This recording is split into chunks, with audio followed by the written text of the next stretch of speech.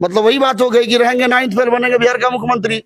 यहाँ दो क्षेत्रीय दल है, राजद और जदयू, जो बारी बारी से आज 30-35 वर्षों से बिहार को राज कर रहे हैं। आज जो बिहार के सत्ता पक्ष में मलाई खा रहे हैं, वो भी कल नीतीश जी को मानसिक बीमार बताते थे। सबसे पहले सुशील मोदी जी 2022 के नवंबर में उन्होंने कहा था कि नीतीश जी का मानसिक इलाज हो। चिराग पासवान जी का डिमांड था। अब देख ही रहे क्या अनाप शनाप बक देते हैं, क्या बोल देते हैं, उनको भुंजा पार्टी में क्या खिलाया जाता है। ये उसका दुष्परिणाम है कि राष्ट्रगान का वो सम्मान नहीं कर पा रहे हैं। तो बिहार के लोगों की भावनाओं का क्या ही कद्र करेंगे आप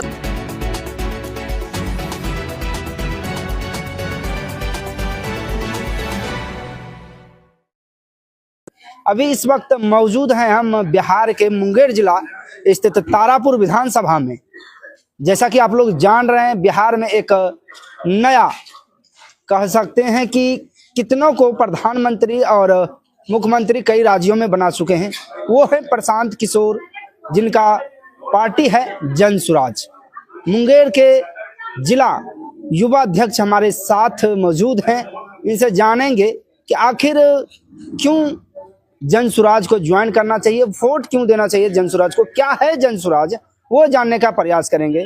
नमस्कार। कि आपने जन सुराज के युवा अध्यक्ष को मौका दिया है और आपके दर्शकों का विशेष अभिनंदन कि वो जन सुराज को सुने, जन सुराज के कार्यक्रम को समझे, और अगर लगता है उनको कि जन सुराज सही बात कर रहा है तो वो जन सुराज के साथ अपनी भागीदारी भी सुनिश्चित करें। सबसे पहले बताएंगे कि जन सुराज के अंतर्गत अभी कितनी यात्राएं चल रही हैं? देखिए, जन सुराज जो एक राजनीतिक दल के रूप में स्थापित हुआ है, ये हमारा 2 अक्टूबर 2024 को हुआ है। ठीक है, उसके पहले 2022 2 अक्टूबर से गांधी भितरवा आश्रम से हम लोगों ने, हमारे प्रणेता प्रशांत जी, जन जागरूकता के लिए बिहार की बदहाली को दूर करने का जो एक नया राष्ट्र अभियान उन्होंने छेड़ा है, उस विषय को लेकर के वो पदयात्रा 2 साल पहले से बिहार के गली गली, सड़क चौराहा, नगर, प्रखंड, जिला सब वो धूल फांक रहे हैं। वो अभी हमारा एक उद्घोष यात्रा चल रहा है हमारा जन सुराज के प्रचार प्रसार के लिए। हम 11 अप्रैल को गांधी मैदान में बिहार के बदलाव के लिए बहुत बड़ी रैली करने जा रहे हैं। आज तारापुर विधानसभा में हम लोग तारापुर प्रखंड में बैठे हुए हैं, उसी बात की समीक्षा के लिए हम अपने पदाधिकारियों के साथ बैठे हुए थे। तो बहुत तरह का कार्यक्रम चल रहा है, अलग अलग लेवल पर चल रहा है, और मकसद एक ही है कि जन सुराज की भावनाओं से बिहार के लोगों को अवगत कराया जाए और बिहार में बदलाव की एक बड़ी लकीर खींची जाए। मकसद की जहां तक बात है, सबसे बड़ी मकसद तो बिहार विधानसभा का चुनाव है इस पर। देखिए, इसलिए तो हम लोग एक राजनीतिक दल के रूप में स्थापित हुए हैं।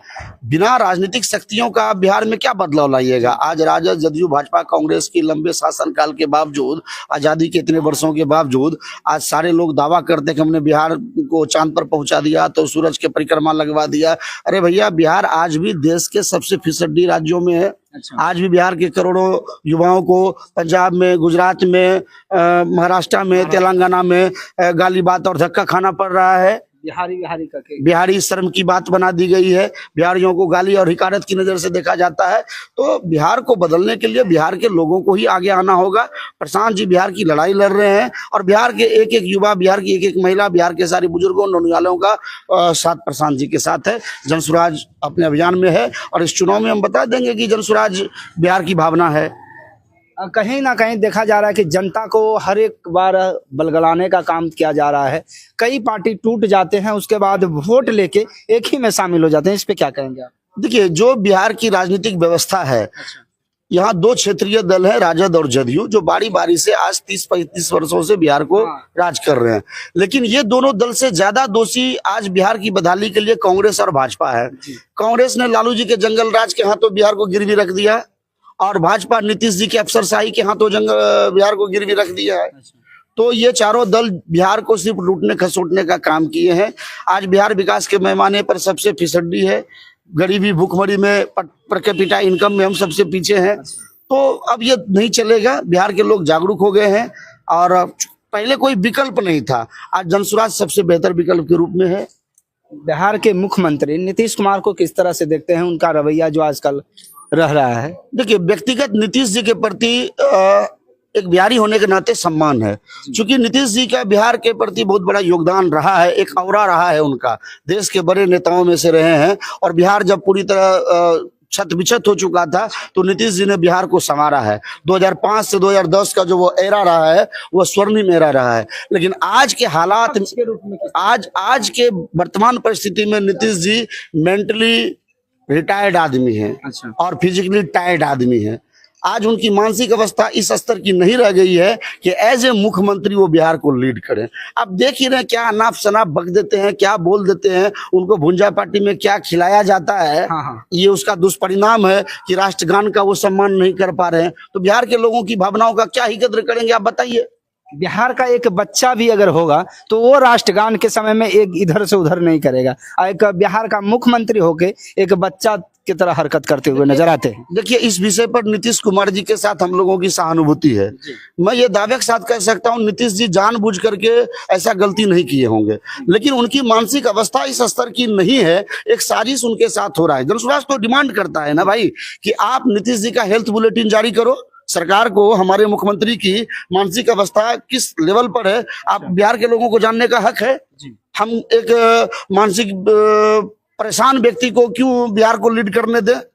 तो बिहार के विपक्ष भी सवाल खड़ा करते हैं। आज जो बिहार के सत्ता पक्ष में मलाई खा रहे हैं वो भी कल नीतीश जी को मानसिक बीमार बताते थे। सबसे पहले सुशील मोदी जी 2022 के नवंबर में उन्होंने कहा था कि नीतीश जी का मानसिक इलाज हो। चिराग पासवान जी का डिमांड था। तो हमारे प्रशांत जी कहते हैं कि अगर आज मुख्यमंत्री जी फिट हैं, मेंटली फिट हैं, तो अपने मंत्रिमंडल के साथियों का नाम बता दे कि कौन सा विभाग किस मंत्री के पास है, हम मान जाएंगे वो मेंटली फिट है।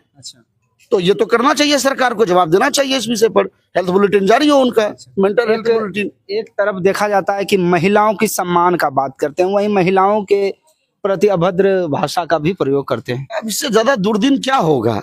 महिलाओं की राजनीति की बतिया करके उन्होंने बिहार में शराबबंदी किया और घर घर होम डिलीवरी करवा दिया। शराब की दुकानें सिर्फ बंद हो गई और बिहार के पुलिस के वाहनों से शराब की बिक्री चालू हो गई।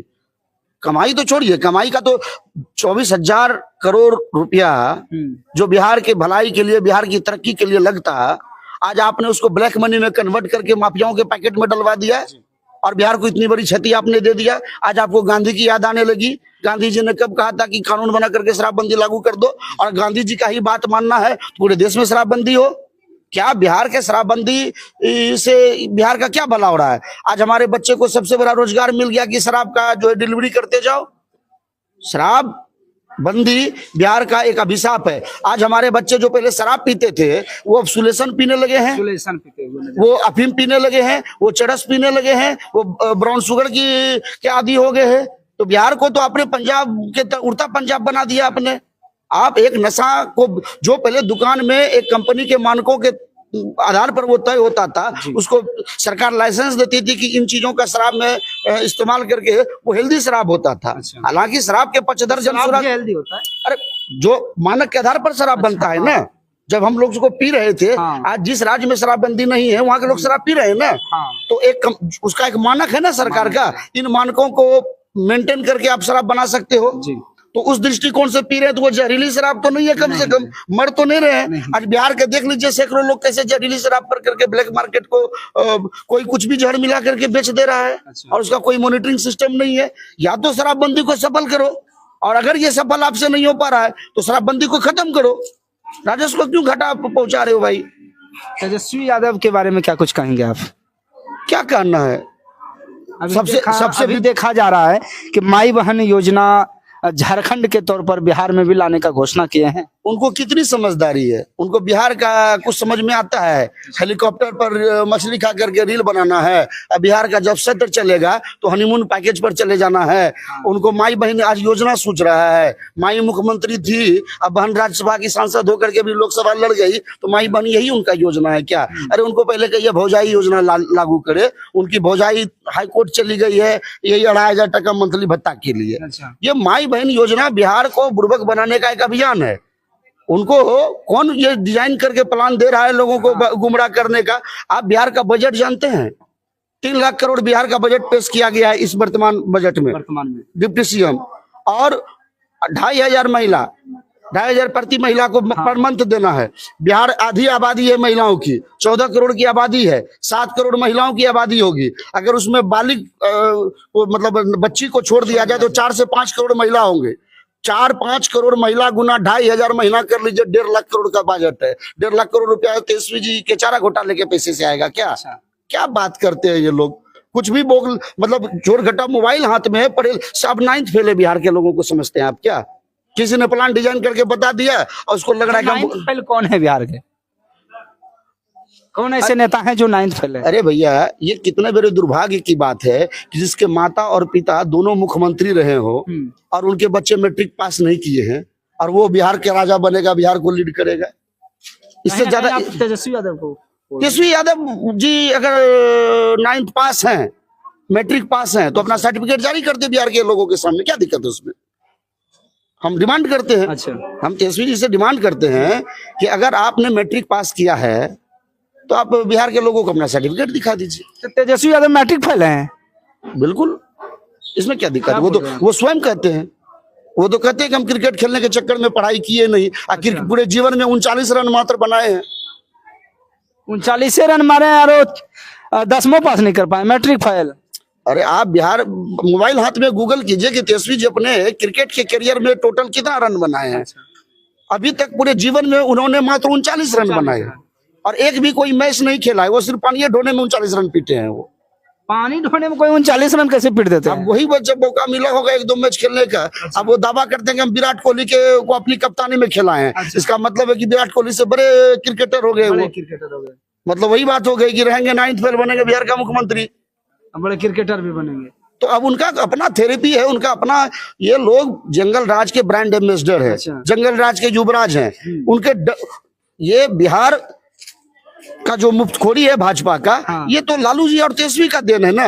कि लोगों को लगता है कि भाई तेजस्वी को का राज आ जाएगा, जंगल राज लौट जाएगा, इससे अच्छा है चलो भाजपा काम करे ना करे इसी को वोट दे दो। लालू के डर से भाजपा को, भाजपा के डर से लालू को, यही तो बिहार में हो रहा है। लालू परिवार से एक और वीडियो वायरल हुआ था होली के समय में, याद है आपको? क्या कहिएगा भाई, वो लोग आदतन वो लोग क्या, वो विषय जनसुराज का नहीं है। वो नेता प्रतिपक्ष की भूमिका नहीं निभा पा रहे हैं, बिहार का मुख्यमंत्री बनना चाहते हैं। चमकी में वो डिप्टी सीएम थे ना, बिहार के बच्चे मर रहे थे तो कहाँ थे? पटना के बाढ़ में वो कहाँ थे? कोरोना में जब बिहार के एक लोग के पैर में छाले पड़ रहे थे तो तेजस्वी जी कहाँ थे? आज बिहार अपराध के कौन सा कोई लोग सुरक्षित है क्या? किसी का इलाज हो रहा है क्या अस्पताल में? आप नेता प्रतिपक्ष है, 80 विधायक आपके पास है, सरकार को ना था पा रहे हैं क्या? सरकार डिरेल है और विपक्ष भी मौन है, तो बिहार तो राम भरोसे है। तो क्या जन सुराज आने के बाद ये सब कार्य हो जाएगा? हम जन सुराज पार्टी बनाए ही इसीलिए है। जन सुराज पार्टी बनाने का क्या जरूरत पड़ गया? बिहार में तो इतनी सारी पार्टियां हैं, हम किसी के कार्यकर्ता होकर काम कर सकते थे। बिहार के 1 करोड़ लोगों ने मिलकर के जन सुराज पार्टी को बनाया है। तो क्या लगता है कि बिहार के लोग, युवा अब बिहार से बाहर पलायन नहीं होंगे? यही हमारा जन सुराज की सबसे पहली प्राथमिकता है। जन सुराज पार्टी हर पंचायत में 1000, 1200, 1500 युवाओं के लिए रोजी रोजगार की व्यवस्था करेंगे। हम 1 साल के अंतर्गत, 1 साल के अंदर बिहार में युवाओं के प्लान को रोक देंगे रोजी रोजगार के लिए। अब कोई स्वेच्छा से ही बाहर कमाना जा रहे, तो हम बिहार में सरकार बनाने के बाद ऐसी व्यवस्था बनाएंगे कि दिल्ली पंजाब के लोग हमारे यहाँ कमाने के लिए आए और हम उनको दिल से स्वागत करेंगे, उनको गाली नहीं बकेंगे, उनको हम ये दिखाएंगे कि बिहारी का जब दिन खराब था, हमारी सरकार हमारी साथ नहीं दे पा रही थी, तो तुम्हारे यहाँ जब हम रोजी रोजगार के लिए गए और तुमने बात गाली से हमारा सम्मान किया, हमारा अपमान किया, लेकिन जब तुम हमारे यहाँ कमाने आओगे तो हम तुमको इज्जत के साथ नौकरी भी देंगे और सम्मान भी देंगे। क्या तैयारी है गांधी मैदान का इस पर? गांधी मैदान की तैयारी बदलाव यात्रा की है, बदलाव रैली की है। बिहार के बदलाव की एक बड़ी, बहुत ऐतिहासिक रैली होगी। बिहार की तस्वीर और तकदीर बनाने की एक बहुत बड़ा वाहक बनेगा वो दिन, वो प्रण लेने का दिन है पूरे बिहार के युवाओं का, बिहार की महिलाओं का, बिहार के बुजुर्गों का, कि बिहार के बदलाव के लिए गांधी मैदान का जो 11 अप्रैल को ऐतिहासिक रैली होने जा रहा है, ऐसा भीड़ पहले न कभी न भूतो न भविष्य तो कभी ना हुआ होगा और ना कभी आने वाले समय में होगा। सारे रिकॉर्ड को हम लोग ध्वस्त कर देंगे। बहुत बहुत धन्यवाद जी, आपका बहुत बहुत शुक्रिया। जन सुराज की आवाज को आपने सराहा है, आपके दर्शकों का विशेष अभिनंदन, विशेष आभार। हम चाहेंगे कि आप भी जन सुराज की अच्छी भावनाओं पर अपनी नजर रखें और अगर जन सुराज के लोग अच्छी बातें कर रहे हैं तो आपका भी साथ, चूंकि आप लोकतंत्र के चौथे स्तंभ हैं, हमारी आपकी सामाजिक जवाबदेही है, जिम्मेदारी है। हम लोग अपने अपने तरीके से इस जिम्मेदारी को ईमानदारी पूर्वक निभाएं। और मैं जन सुराज पार्टी का जिला युवा अध्यक्ष राकेश गोप हूँ।